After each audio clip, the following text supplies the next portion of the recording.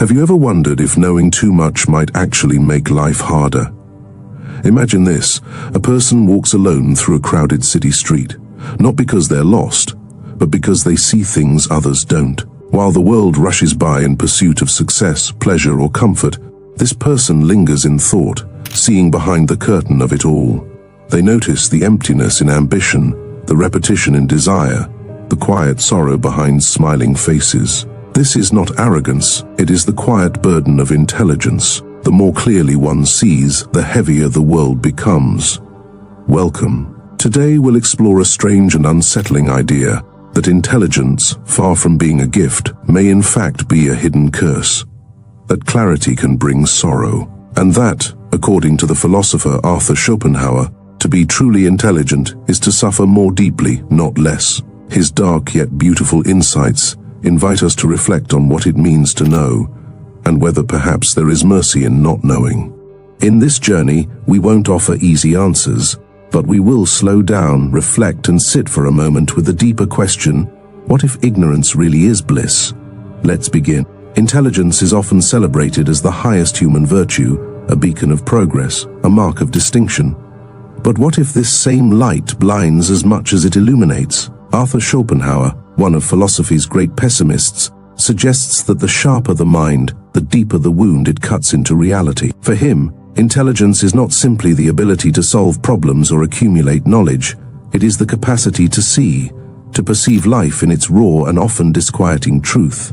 And in that heightened awareness, joy is rarely found. The intelligent individual does not simply observe the surface of life, they pierce it, only to discover layers of restlessness, futility, and contradiction.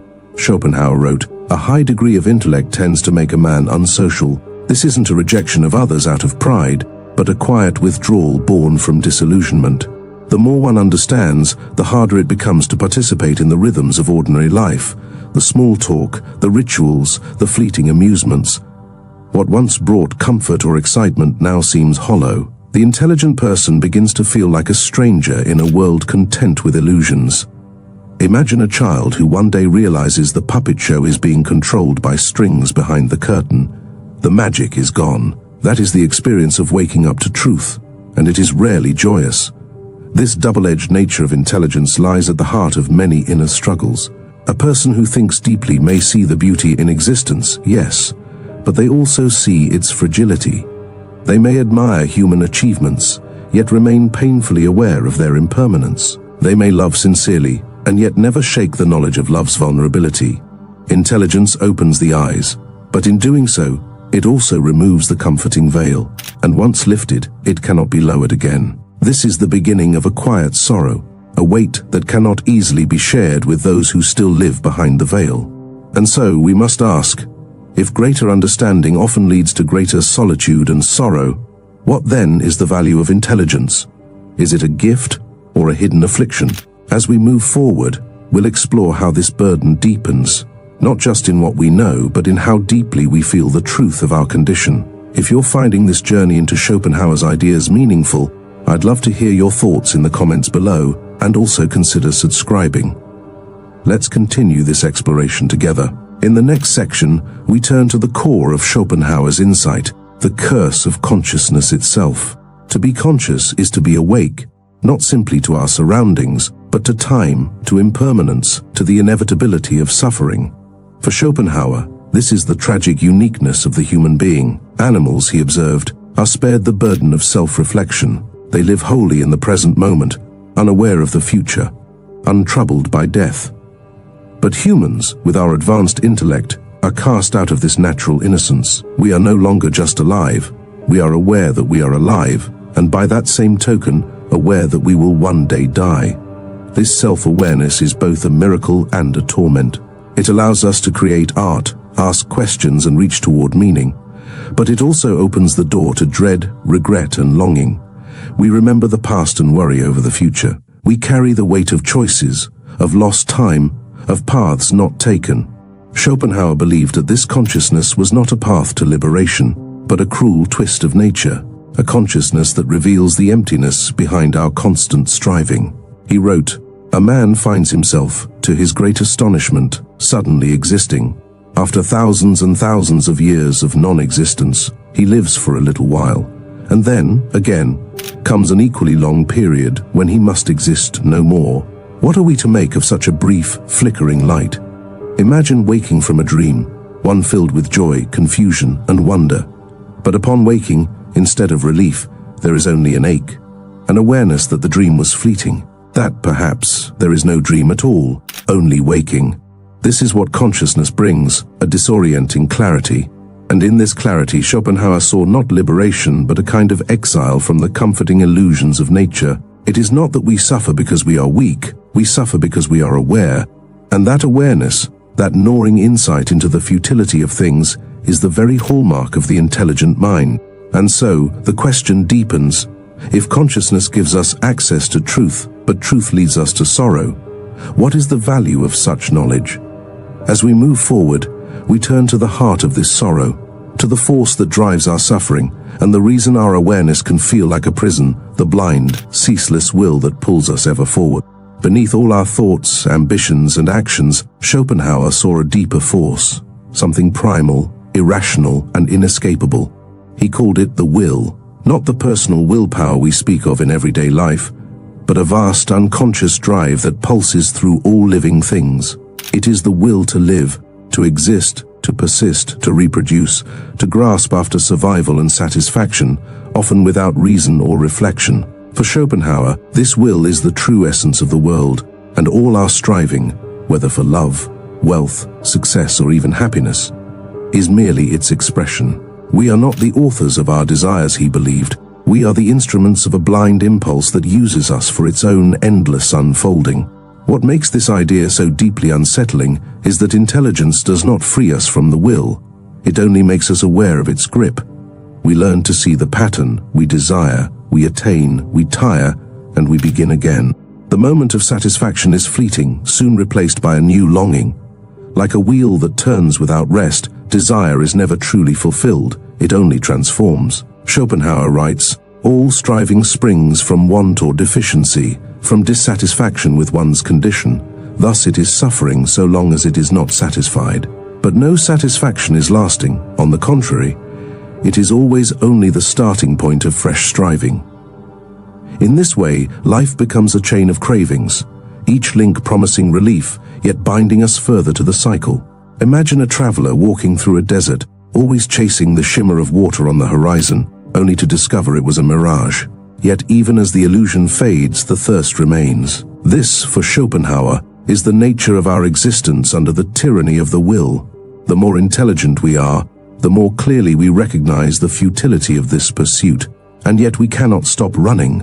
We are both the prisoner and the jailer, caught in a loop where freedom seems possible, but never arrives. Intelligence, far from liberating us, only sharpens the pain by revealing how deeply we are bound. And so we return to the core of Schopenhauer's hidden secret, that to live consciously is to suffer consciously. That intelligence reveals not just the structure of the world, but the prison we dwell in. But what happens to the intelligent mind that can no longer find peace in striving, nor comfort in illusion? In the next section, we explore where this awareness leads, to the quiet solitude of the outsider, the thinker, the seer who walks alone. When the veil of illusion is lifted and one sees the world with unflinching clarity, something quiet and irreversible begins to unfold, a drawing inward. Schopenhauer observed that those with heightened intellect often find themselves isolated, not by choice, but by necessity. It is not that they disdain others, but that they no longer speak the same language. While most are content with distraction, entertainment, or fleeting pleasures, the intelligent individual seeks something deeper, something rarely found in the everyday exchanges of the world. This yearning, misunderstood by many, becomes a quiet burden, pushing them further into solitude. In his reflections, Schopenhauer writes, "The more unintelligent a man is, the less mysterious existence seems to him. For the intelligent, however, existence becomes increasingly strange, complex, and heavy. They begin to see through the performances of social life, the masks, the repetition, the self-deception. Conversations that once satisfied now feel hollow. Relationships feel strained by the absence of shared vision. And so, the intelligent retreat, not always physically, but inwardly. They become observers rather than participants, wanderers rather than dwellers. Like a lighthouse on a distant shore, they remain lit but alone, guiding others perhaps but never joined. But this solitude is not always sorrowful. In silence, the intelligent mind finds space to breathe, to reflect, to create. While the world chases novelty, they may find joy in stillness, in music, in books, in the slow unfolding of thought. There is a beauty in this distance, a kind of tragic grace. Yet even here, a question haunts them. Is this what intelligence was for? To stand apart, to understand but not belong. This is the paradox Schopenhauer reveals. The more one understands the world, the more alien it becomes. And still, there remains a quiet hope. For if intelligence leads to suffering and solitude, might there also be a path beyond it? A way not of escaping the world, but of transcending its hold? We'll turn toward that possibility, the strange redemption Schopenhauer offers, not through the mind, but through its surrender. There is a quiet truth hidden in the folds of Schopenhauer's philosophy, one not often spoken aloud, but deeply felt by those who sense it. The secret is this: to be intelligent is not only to see more, but to feel more sorrow, more absurdity, more longing. Intelligence, as it deepens, does not simply bring knowledge. It heightens perception, awareness, sensitivity, and with that sensitivity comes pain. The intelligent suffer not because they are weak, but because they are open. They see behind appearances, and what they find there is often far from comforting. It is raw, transient, indifferent, and so the great irony emerges. The very gift we are taught to desire may in the end become a burden too heavy to bear. Schopenhauer believed that much of life's suffering stems from our relentless striving, and intelligence, far from ending that striving, often intensifies it. The intelligent see more reasons to despair. They understand the futility of endless ambition, yet are not immune to the pull of it. They grasp the illusion of permanence, yet still mourn what passes. In a world built on movement, hunger and noise, intelligence is the stillness that notices. And in that stillness, a strange question arises. Would it be better not to know? Would a simpler mind, untouched by such reflections, not live more freely, more innocently? And here, perhaps, is Schopenhauer's most unsettling insight, that ignorance may hold a kind of mercy, not because it is noble, but because it shields us.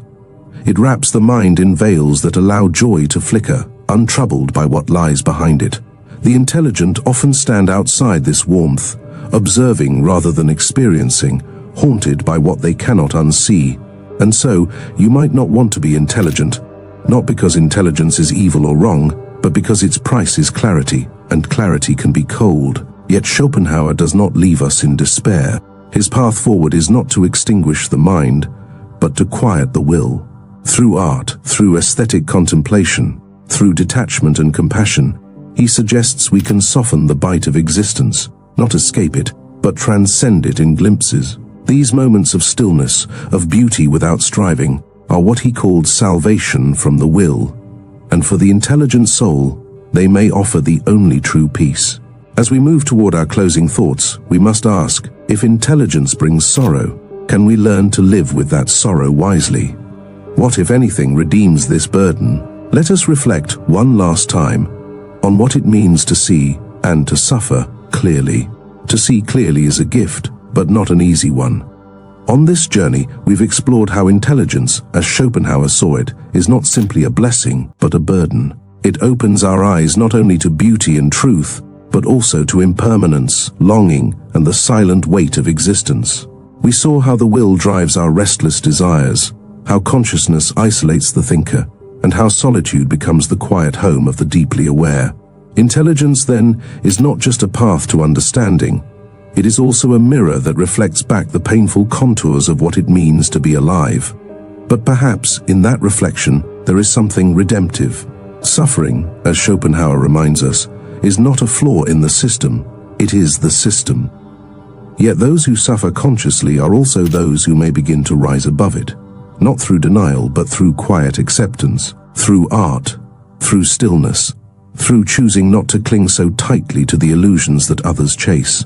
The intelligent may suffer more deeply, but they also glimpse beauty more sharply, feel time more richly, and in rare moments touch something eternal in the midst of the fleeting. At the beginning, we asked what it means to carry this burden of awareness, and now, perhaps, we see that the question was never about choosing intelligence or ignorance. It was about learning how to bear the light, even when it casts long shadows.